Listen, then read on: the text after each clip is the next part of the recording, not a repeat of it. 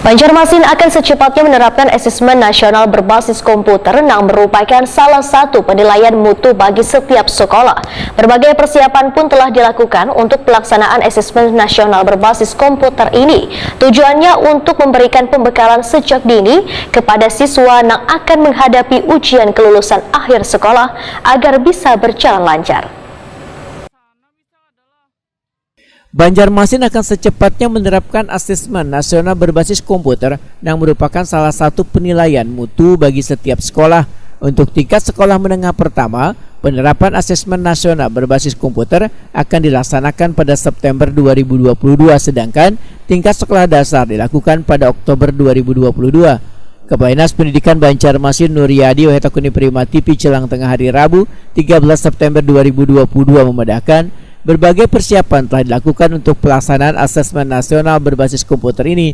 Bahkan sebelumnya Dinas Pendidikan Banjarmasin telah melaksanakan workshop one pembekalan kepada guru penggerak yang mengajar di kelas 5 untuk tingkat SD, one kelas 7 untuk tingkat SMP.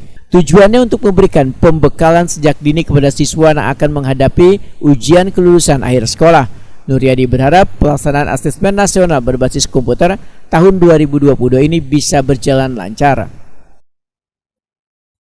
Ya, kemarin kan untuk persiapan penyelenggaraan asesmen nasional di tahun 2022 kita sudah mengambil langkah-langkah untuk membekali guru, terutama untuk SD itu guru kelas 5, untuk SMP kelas 7, dan bagi yang sekolah penggerak itu kelas 4 dan kelas 5, bagi yang kelas sekolah penggerak SMP kelas 7 kelas 8 itu sudah kami antisipasi dengan mengadakan workshop pembekalan kepada guru kelas 5. Nah, untuk jenjang SMP sudah beberapa kali rapat kami melaksanakan untuk intensitas kegiatan dimaksud, karena di bulan September, tepatnya di 19 September itu akan dilakukan oleh asesmen untuk SMP. Nah, sedangkan untuk SD itu kemungkinan di bulan Oktober.